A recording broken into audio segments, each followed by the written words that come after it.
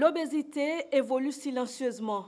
Au Bénin, de nombreuses femmes ont un excès de poids qui met en danger leur santé. Derrière cette réalité, il y a des parcours différents, mais avec une même volonté, celle de reprendre contrôle de son corps. Je suis là pour le suivi. On avait entamé un processus avec vous depuis près de 6 mois concernant mon poids.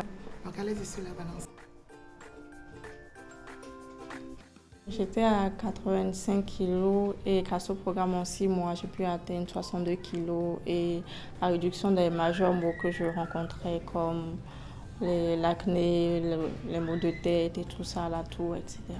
C'est surtout très important d'être constant et d'être résilient et de toujours être concentré sur son objectif.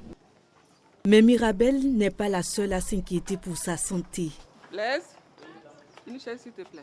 Fidèle la soixantaine, nous accueille chez elle pour raconter son parcours et comment, avec l'aide de son médecin, elle a décidé d'enclencher un processus de perte de poids. Je sentais des douleurs dans les articulations.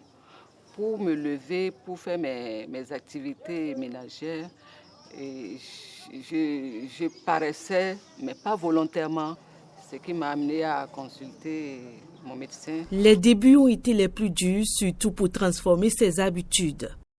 Il fallait revoir son alimentation, s'adonner plus à des activités physiques, avoir un temps de sommeil. Avec le temps, j'ai pris le pli. L'obésité est une maladie métabolique chronique qui se caractérise par une accumulation excessive de graisse sur tout le corps, ce qu'on appelle les graisses corporelles. Et dans certaines mesures, ces graisses peuvent même nuire à la santé.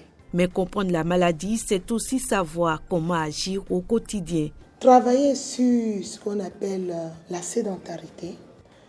Maintenant, pour une femme qui est à la maison, qui fait du ménage, l'amener peut-être à travailler beaucoup plus sur un plan actif. Il ne faut pas qu'il commence par tel thérapeute, il saute ici, il va changer tel thérapeute, parce qu'on n'a pas la même approche. Le but, c'est d'avoir un résultat, mais les approches changent. Selon chaque profil, la méthode et l'accompagnement peuvent varier. Nous passons le plus souvent par des consultations qui se font en présentiel, qui permettent de diagnostiquer et de savoir qui est la personne que vous êtes en train de suivre. Pour les personnes qu'on doit suivre en distanciel, l'examen physique doit éliminer tout ce qu'on appelle comorbidité. Comme Fidèle, d'autres personnes cherchent des solutions pour mieux contrôler leur poids. Rachida Adjalala, elle, a fait le choix d'un accompagnement nutritionnel à distance, une méthode qui s'adapte à son rythme de vie. Il y a la cassa, il y a la tomate, il y a l'oignon, voilà, j'ai mis en tout cas les épices. J'étais à 75 et j'ai pu perdre 10 kilos, je suis à 65. Félicitations. Vous savez que c'est un mot que j'aime bien, c'est petit, mais ça encourage. Continuez autour de vous. 3 femmes, 3 parcours, un même combat. Vaincre l'obésité pour vivre sainement.